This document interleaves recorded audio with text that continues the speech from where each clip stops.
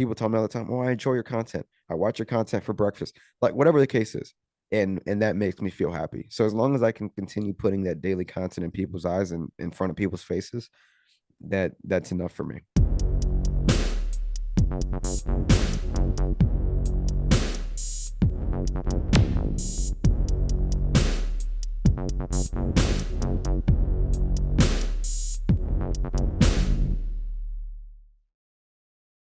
What's going on, guys? It is your boy, Tom Talks Rubbish, and stand back with another video. This time, I'm joined by the one and only Brian from Just Brian and Kiss the Ring. So, welcome to the show.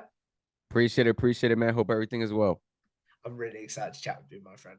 So, if we take this back, Brian, where do you first discover wrestling as an overall fan? Oh man, we're going back to about 8 years old. I discovered wrestling, and I was scrolling through the TV channels, and one of the segments that I saw that will always gravitate was when CM Punk and Randy Orton was going through that rivalry, and CM Punk hit him with a wrench. So it was right Oh, before yes. WrestleMania 27. Nobody introduced wrestling to me. It was more something that I just kind of just saw, and I was like, "Whoa, this is cool. This is it." So I've always gravitated towards it since. You discovered wrestling in the sort of the era between CM Punk Pipe Bomb Yeah, to CM Punk, sort of what I call straight head society punk. right. So when you discover wrestling, and then a couple of months later, something like the pipe bomb goes down, that's very sort of insider, very sort of if you know, you know what he's talking about, Right. if you know what I mean. What was your reaction to the pipe bomb? I'll be honest, man. I think I was still so young that I wasn't that it just I didn't catch anything that he was saying. I just thought that it was a cool promo. I didn't look at it as, oh, this guy's spilling the beans on live TV right now. Because like I said, I was so young, I didn't understand the ins and outs of the business. But now that I do, you go back and look at that promo and you're like, whoa, this guy was speaking the truth on TV. Do you remember a specific line that now you go back and watch and you're like, I I know what that means. I only remember the visual. And the visual was when I believe John Cena was put through a table and CM Punk was talking at the top of the stage. Mm, that's correct. Yeah. Yep. So you talk about discovering wrestling from flipping the channels. Once you discover wrestling, are you someone that's like, I'm memorizing the channel, I'm watching everything that I can, etc.? Yeah. I was somebody that once I saw what wrestling like looked like, I didn't miss a show. And that was it. I bought all the video games, everything. I became a wrestling fanatic. So when you become this wrestling fanatic, something's obviously got to go by the wayside. Is there anything in your life that went by the wayside? Uh Probably basketball. Like I played it, I did everything. I still watch it, I still keep up with it, but wrestling takes up most of my time, man. Like with all I'm trying to do, it's just NBA. It's just like I catch it when I can.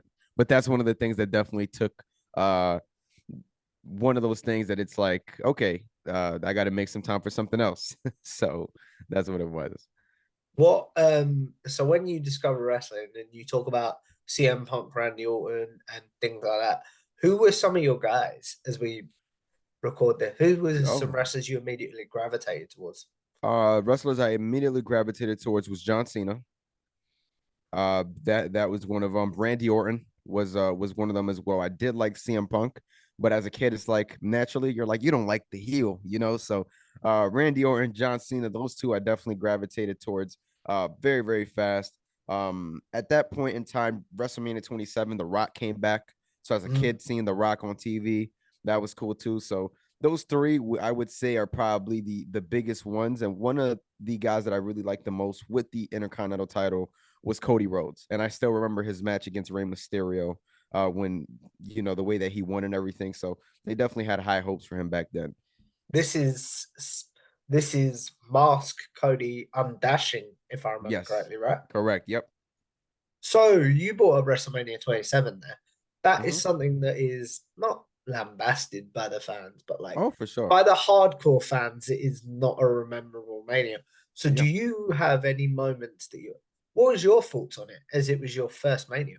Uh, Honestly, man, I enjoyed it because, like, being a kid at the time and just watching wrestling, that was my thing. I used to get these DVDs with Mick Foley, Mankind, and they used to Mhm. have a tribute to like all his matches. You got to see uh the Taker match. That's one of my favorite matches of all time. So like, not to get too off topic, but to me, it's like it was just wrestling.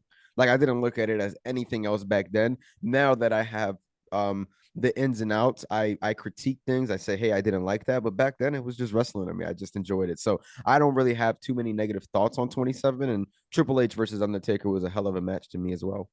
What about Michael Cole versus Jerry Lawler? Oh man, that match could go. Yeah. Why do you not like Michael Cole versus Jerry Oh Lawler? man, I just thought it was, I don't know. It was almost like a, I want to almost say a waste of time. It was, I don't know why that match was on the card. It was, I don't know. But then again, it's like those type of matches is what builds the stigma against. Oh, bless you, man. But Thank you. that it's no for sure. But those type of matches what builds the stigma of non-wrestling fans that look at that and it makes the sport look like a joke. So that's part of the reason why I that match could go in my eyes. I understand what you're saying Yeah. completely. So you talk about everything about your early fandom and things like that. But as we record this, Brian, in June of 2024, just because I'm not 100% sure where this will air, where Yeah. is your current fan? Oh man. I'm a huge fan. Back in 2018, to like around not 2018, it was more like 2020, like about when the COVID uh era hit, and I kind of exited out the program a little bit because I just wasn't interested in what they were doing, and maybe even the year before when it was SmackDown Live. Um, and then I got back into it when Cody Rhodes returned back to WWE. I watched WrestleMania just for that. Mhm. And ever since, man, I've been a bigger fan. Thankfully now I'm older. I can go to wrestling events and being able to go to wrestling events like WrestleMania, Royal Rumble, things like that. They definitely make you a bigger fan because you go you take that time to go out there. So right now my fandom is probably, I don't know if it's higher than I was a kid than when I was a kid because I was a really really big fan, but it's pretty big right now. I try to stay in tune with all types of wrestling, AEW, WWE. It doesn't matter. I try to watch it all. You brought up AEW there, and I'm curious to know because it sounds like you had exited out of wrestling pre AEW. Is that Yeah. correct, or have I got the wrong Mhm. end of the stick there? Correct. Yeah. I exited out, but I used to watch it from time to time. Like when I knew AEW was gonna come around, I watched it. I stayed in tune. When CM Punk said he was gonna return, I still wasn't in all the way into wrestling, but I still stayed in tune for the CM Punk return. So for special moments, I watched it, but it wasn't something that was on my agenda to watch every time it was on. So, what is your thoughts on AEW and there being a second company now that you're back in, or you've been back in Yeah. wrestling full time? For sure. I think AEW they've revolutionized the industry. You have big contracts. You have contracts that to me some of them don't make sense still. But I'm glad that these guys are getting paid because they put their bodies on the line just like any other athlete does. You look at NBA, they're getting paid millions. I don't know if wrestling will ever get to that point, but just the fact that they're being paid millions right now, and I'm talking three, four, five, six, seven, whatever it is, it's definitely nice to see, wrestlers getting paid that much. Because at the end of the day, man, like I said, that's just one of the big things AEW did. They got CM Punk to return. They did a couple good things, and I think that right now, AEW to me, it seems like they're on the right track, but then they get off that track and they get back on. I love the elite storyline with Tony Khan. It feels like they're not executing that to the point where I thought they would. But I mean, man, it's cool to have competition. I feel like WWE has been doing their best work Yeah. the last couple years. So I think it's better for the industry. Those who want AEW to go out of business, I don't know what you're thinking, man, but we're talking about people's jobs here, the industry being better. So when I'm trolling over on Kiss the Ring, that's just me trolling. I definitely think AEW has done a lot of good stuff for the industry. You brought up there trolling and Kiss the Ring. That is Yeah. a beautiful segue, my friend, and I appreciate that. Oh, for To sure, man. how did you get into this crazy world that is wrestling content creation? I always wanted to content create. I used to content create for the NBA 2K, my team, and I did that for about 3 years. I took a break. I got fed up from the game, and then wrestling was something that I was really passionate about, especially the games. Even when I wasn't watching wrestling all the way, I would still buy the video games. And I figured I saw guys like Assemble, Smack Talks, guys like that, and I'm like, oh, I can definitely, do something like this. And I just took it under my wing. I started last year in February, and I've been going since. And it's something that I really, really enjoy. It's something that I prioritize, and I love wrestling content creation. You talk about there becoming burned out and just not enjoying the NBA stuff anymore. So Yeah, have you put anything in place with wrestling to be like, I don't want to feel the way that I felt back then. I want to enjoy my content creation, but I also want to stay a wrestling fan. for sure. I think the biggest thing for me is when I was doing the NBA 2K My Team stuff, I was really close to being partnered on Twitch, and that's when Mm. my burnout hit. Now I know what to do when I'm in that situation, and I feel like I've even surpassed that situation. My YouTube success is something that I've seen in the past couple of months. I've grown a lot, thank God. So that's something that you definitely don't take for granted, and it's something that I won't take for granted again.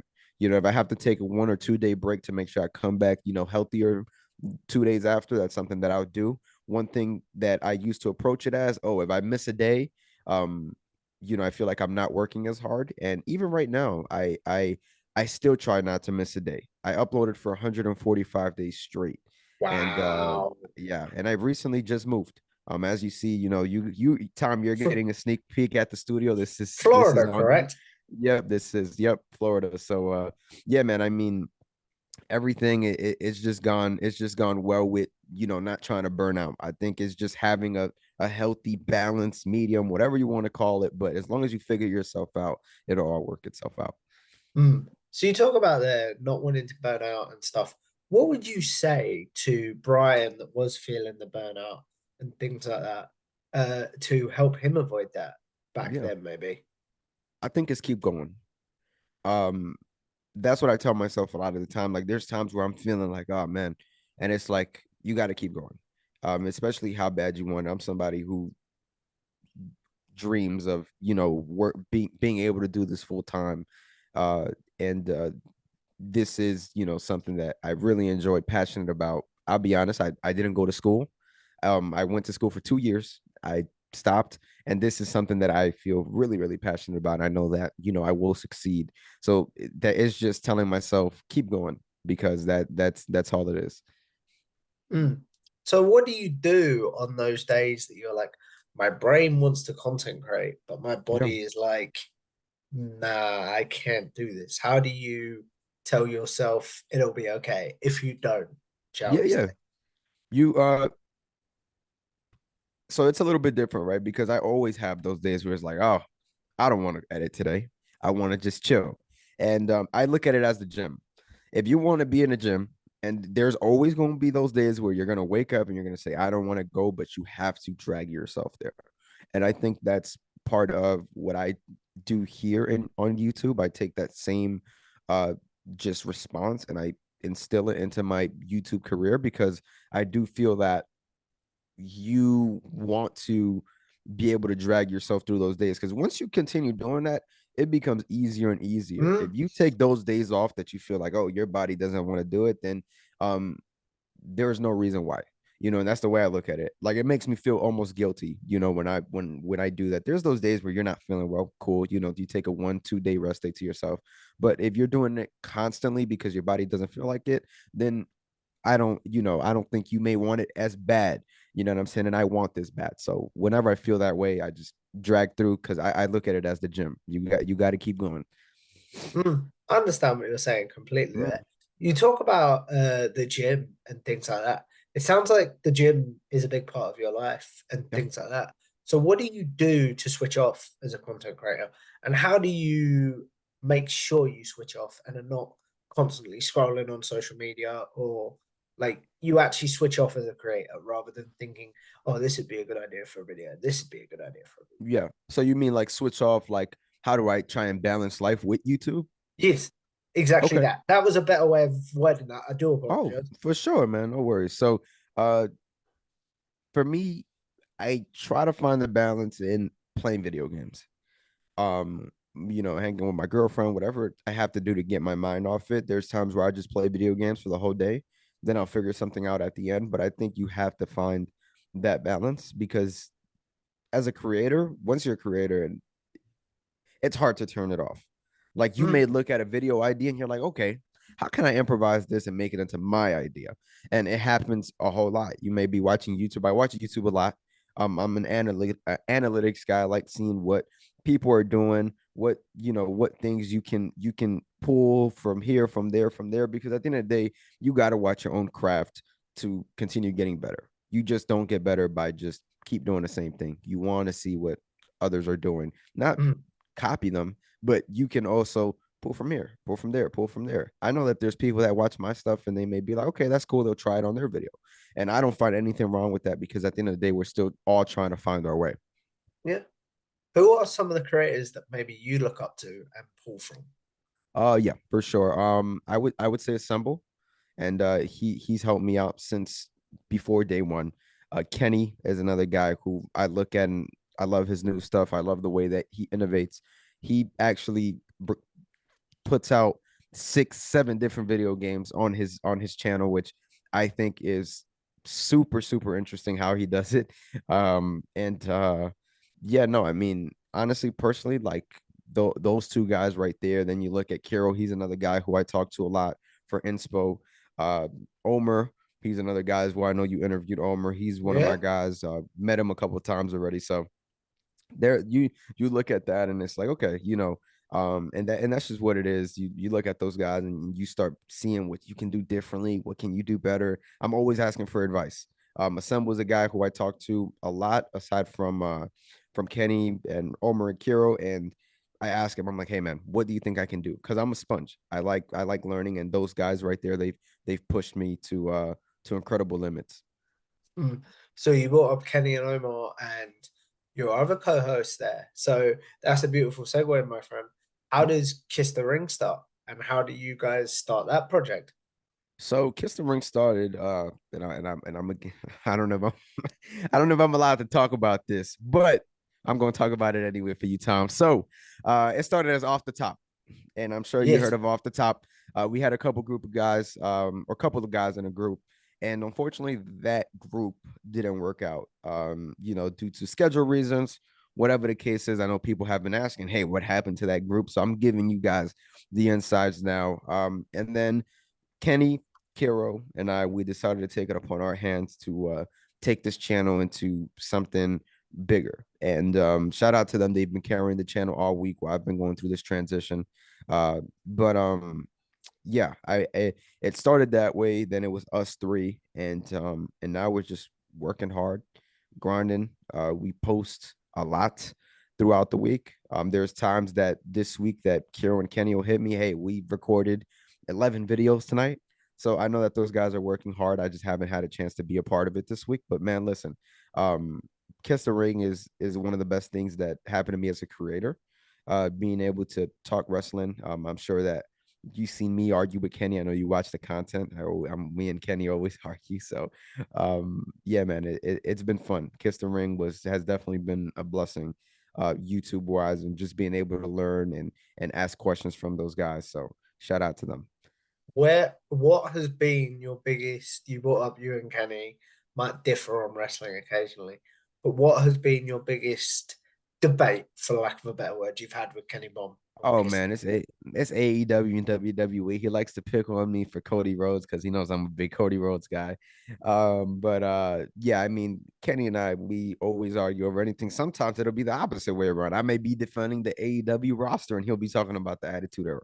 So that's just the way it is with Kenny, man. He's just the guy who likes to spice it up, and then whoever falls for it falls for it. But Yeah, man, great guy, Kenny Baum over there. But I can't take it debating with him. It's like debating with a wall. Yeah. What has been the biggest thing? You talk about Kenny and Assemble being an inspiration there.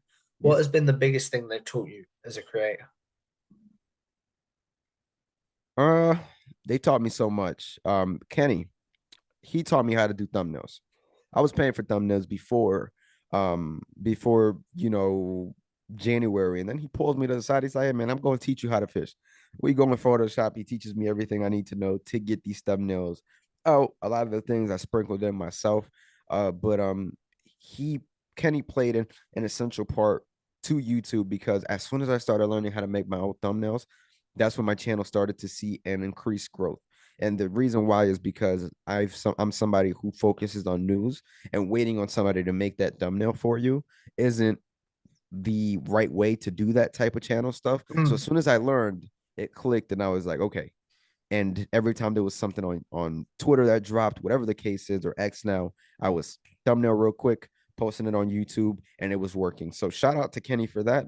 Assemble before I even started, and on YouTube, I hit him up and I was like, hey man, I just want to learn a couple things. I'm a content creator from another video game. Uh, and I just wanted to see what what you think about this. This is something I'm looking on forward to doing. I didn't even have 800 subscribers on my YouTube channel, and I believe he was already known for the most part. And he was like, hey man, we can hop in a Discord and I can help you out. And I knew from that moment on that he was a genuine humble guy. Like there's not Yeah. many people with a big fan base just willing to just give their time to somebody who hasn't even demonstrated that they're not all in on the YouTube scene or what they're trying to do. So shout out to him, man. Assemble, he's played a huge part. Sometimes I hit him up and he'll teach me about retention and things like that, because all of that stuff is super important. So he's also been an instrumental part to YouTube as well. He's been very instrumental in my career as well. I Yep. say career. My channel's a lot smaller than you guys, Yeah, but like, no, man. If this is something you're taking serious, bro. This is your career. You don't have to, you know. and I'll always be grateful for Assemble and Kenny as well, because they really took a chance on me when my channel was tiny. We had like Yeah. 400 subscribers. And I was like, I'd love to have you on. They was like, Yeah. yeah, we're game. No, yeah, they're great guys. Kenny hit me up. He was the first one to follow me because Assemble had shouted out one of my videos, and I followed Kenny back. We didn't talk for like 2-3 months. We just followed each other, and then he hit me up. He put me in a group chat, and he's like, "Yo, let's do something." And then that's how off the top started. Then we branched off into Kiss the Ring, but Kenny was always somebody willing to help people out. Didn't matter as well. Where do you think your YouTube career would be if you'd never met Kenny Mom or interacted with Assemble? Uh, That's a hard one. I think Assemble first interacting with me kind of made me believe in myself a little bit, because I'm like, all right, this guy, he cared enough to answer, you know. Kenny then came around, and at that point my channel was very stagnant. I didn't post for about a month in the month of December. And then January came around, and me and Kenny, we Discord a lot. He's like, dude, your time is coming. Your time is coming. Your time is coming.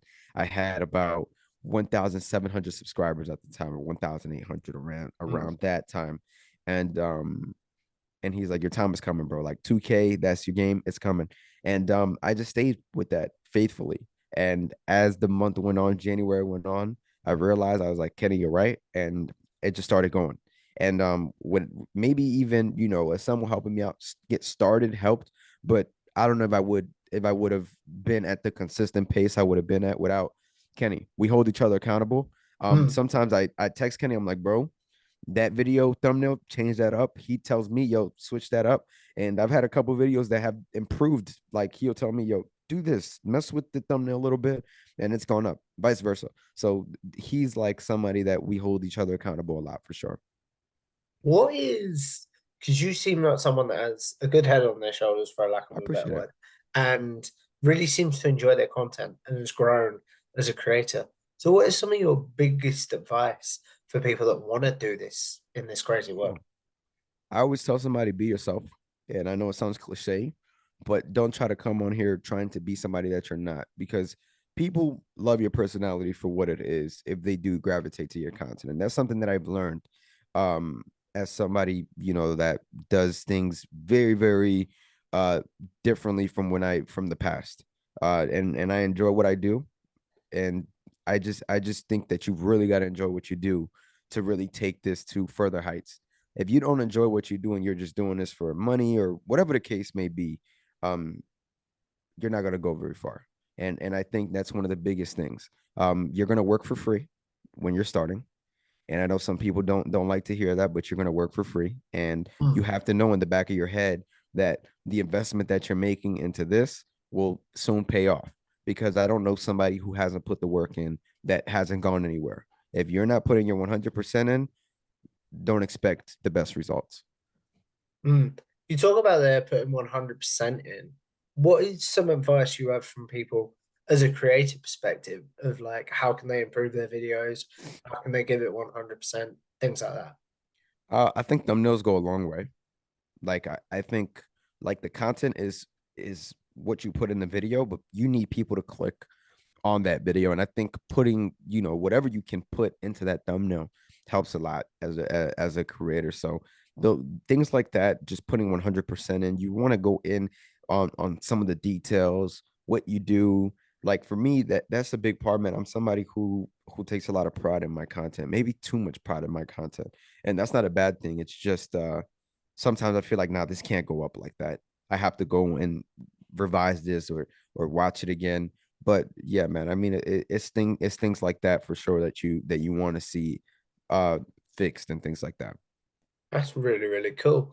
Who are some, because I know you think of yourself as up and coming in things, but who are some up and coming channels that you're like, in next year, I think that'll be really big. Kiro Valentine is one. He's a guy that has amazing content. Kiro Valentine, the pro wrestling shoot. Those are some other guys who are great at what they do. Um, Let me think off the top of my head. I don't want to miss nobody. Um, Real Omar Q. He's somebody who I know he struggles sometimes just trying to see what he doesn't like what people have to say sometimes. And I'm like, bro, just shut it and keep posting, bro, because you're gonna get huge, bro. And I always get on him for that. You know what I'm saying? So Omer, I think he's a hell of a guy, hell of a content creator who puts in a crazy amount of work. He's always first on the news. Just love his content. I think he's going to be really big if he continues going the way he is going. Looking at some gaming channels. I'm not trying to miss anybody. I'm not trying to get yelled at here, but for right now, I think that's all I can think of. Kenny Baum, of course, but he's already he's shooing his way to the top already. But yeah, I can't think of anybody else, and that's no offense to nobody. It's just when I'm put on the spot, I be forgetting. So I'm sorry, I didn't mean to yeah, put no, you on no, the you're spot. good. It's not your fault, man. You're good. That's really, really cool. As we Oh, I'm look around, sorry. Lex Express. Lex ooh, Express, hell of a content creator. Love his content too. Love his streams. Sometimes I'm sitting there in the night just bored, turn his stream on, and it's great content. Another great guy. So it's really, really cool. I should stop saying that. It just seems to be my segue, and I do no, apologize, my no, friend. you're good, man. As we look at wrapping this up soon, I have a bit of a self-indulgent question. We've been podcasting for about half an hour now. Mhm. Where can I improve? What did you enjoy about this conversation? Everything in between. Oh man, no. I mean, you're great. You made me feel comfortable all the way. Questions were good. This was my first interview, Tom, so I appreciate you taking a chance on me to put me on your channel. I know that I'm not the biggest channel yet, but it's always appreciated when somebody reaches out to you and wants to have a genuine conversation with you. So, hey man, you keep doing what you're doing. It's great. And I want to see you succeed. I really appreciate that, my friend. As we look at wrapping this up, Brian, I have two questions before we sort of do my wrap-up questions, which Yeah. are if you stepped away tomorrow and things like that, what actually, before we go there, let's go back to your NBA stuff for a second.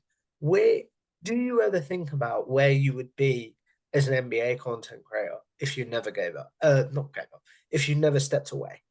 Yeah. All the time. All the time. But the reason why I'm at peace now is because I was supposed to be here.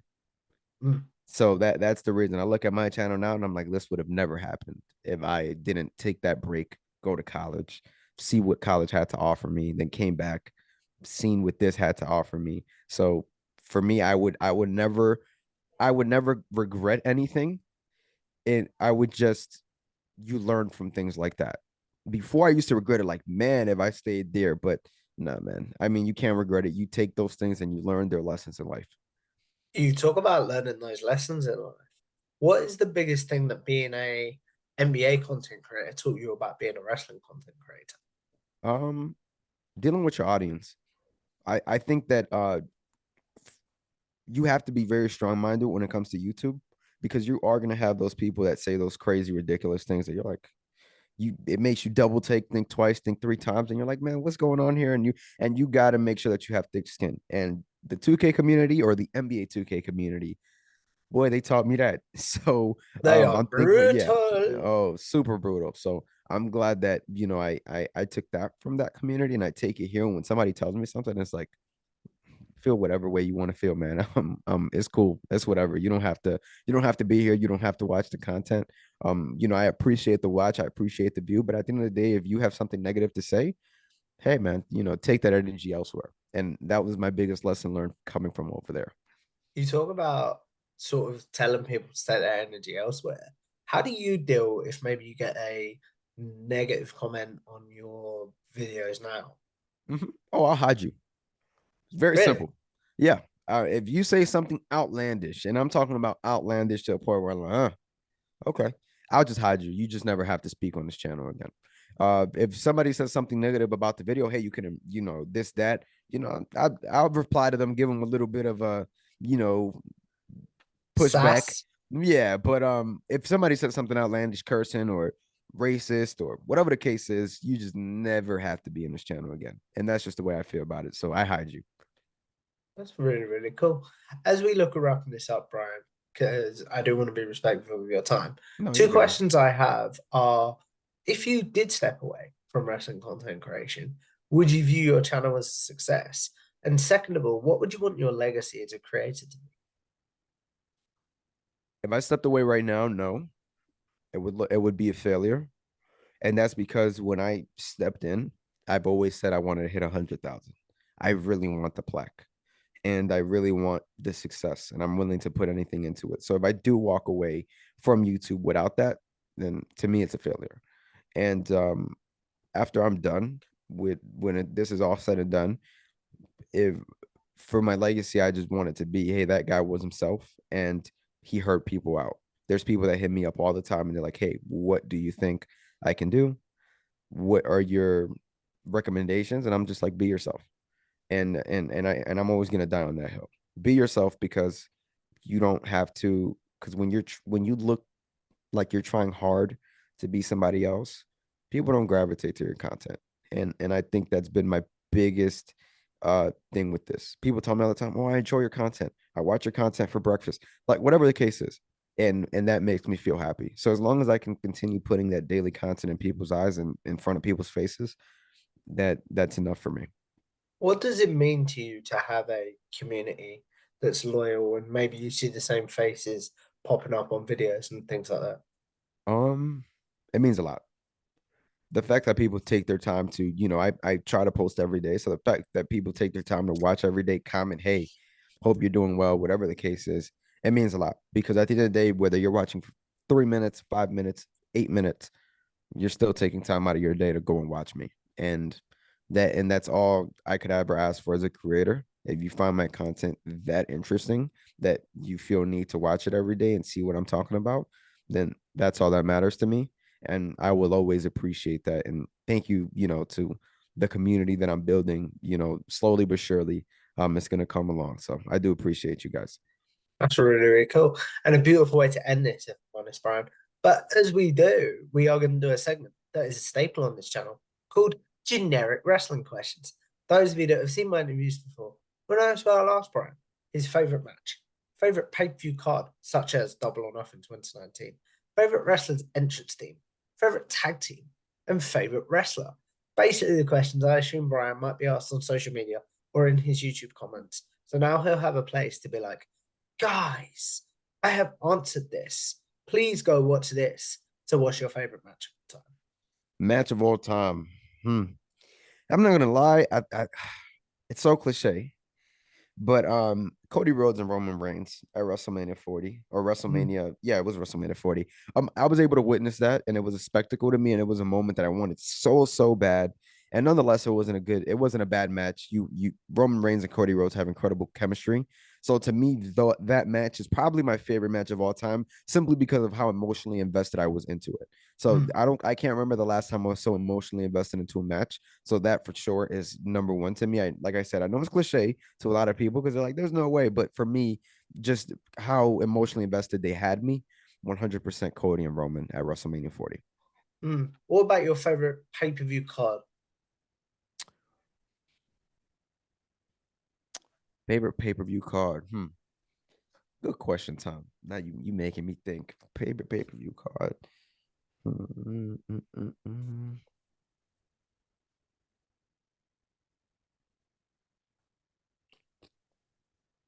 I liked. Oh man, I liked WrestleMania 39's card. Mm, I'm on the spot with this one because I can't. I'm like, oh, but no, I like 39. I like the women's main event. I like the main event last year as well. But man, I can't think of a. Can we come back to that question? yeah, we can come back at the Let's end do of it. generic question. What about your favorite wrestler's entrance theme? Best wrestlers interesting. Jeff Hardy's. No more words. I can go back and listen to that word for word. So yeah, I would most definitely choose that one.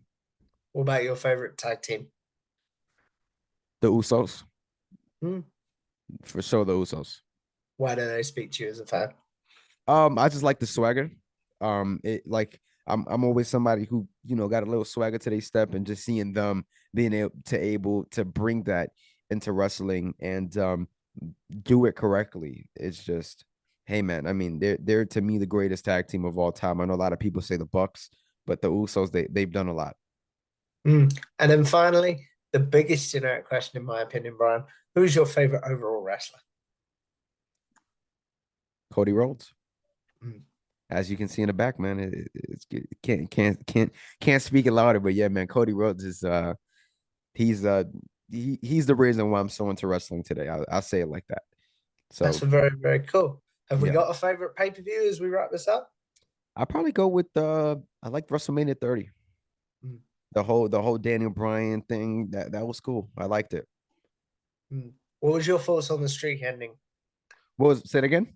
What was your thoughts on Brock ending the Oh streak? man, yeah, that was as a kid, you're like, whoa, what is going on here?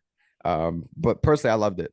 I think it was cool. I still think Bray Wyatt should have done the stuff with the streak, but I will say that Brock Lesnar definitely took advantage of it, and they made him into a monster. So I would say that for sure. I think it was good, and Taker had to lose it at some point, So I still don't know if Brock was the correct guy to this day, but I can't say they fumbled him because he became a different beast after that. He squashed John Cena at SummerSlam. There was a lot of things that happened after that you can be like, okay, they might have not messed this up. That's really, really cool, my friend. As we wrap this up, Brian, obviously, I want to say thank you for a great conversation. But the question I end this show on is I believe as YouTubers, podcasters, even just people with social media, we're all Hmm. sort of going to live forever in a very weird way if you think about the world. So, Yeah. what is one piece of content you're like, I'd like to be remembered for that? And then what is one that you're like, yuck, please forget about that? um, I don't really have no. I'll be honest. I don't really have no content that I'm like, oh, please don't remember me for that. I mean, I would probably say my team content because that was like I feel like I was a different It's a new not a era. not a different person, right? But it was more like that's just the old me. I've grown Mm, so much since. So you look at that and for sure, you definitely want to you take that away. But if I'm being honest, man, I love what I do on just Brian, but if you really want to see me like heated and you want to remember me for that and funny content, Kiss the Ring. Kiss the Ring, all I can do on my channel is talk about the game, update the game. But on Kiss the Ring, you see a different personality come out. And it's not that I use different personalities, but you just see more of myself come out when arguing with those guys and just being more of myself over there. So if I want to be remembered, it's definitely KTR. That's really, really cool. As we Mhm. wrap this up, Brian, obviously, I want to say thank you for a great conversation, but please promote yourself. Where can the good people find you, your work, etc.? I appreciate it, but first and foremost, y'all make sure to go and subscribe and like to a Tom's channel, but you guys can find me on just Brian NY. And you can find me there, YouTube, Twitter, whatever it is. You guys can go ahead and check me out. And I drop content on WWE 2K. You can find me on Kiss the Ring as well. We talk about all types of wrestling on there, so make sure y'all stay tuned. It's well worth doing, guys. One of the biggest up and coming creators, in my opinion, but one of the nicest as well. So if you guys like this, make sure you like, share, and subscribe to Tom Talks Irish on YouTube. Follow me on Twitter or at Tom Talks Irish, and I will see you in the next one. Goodbye now.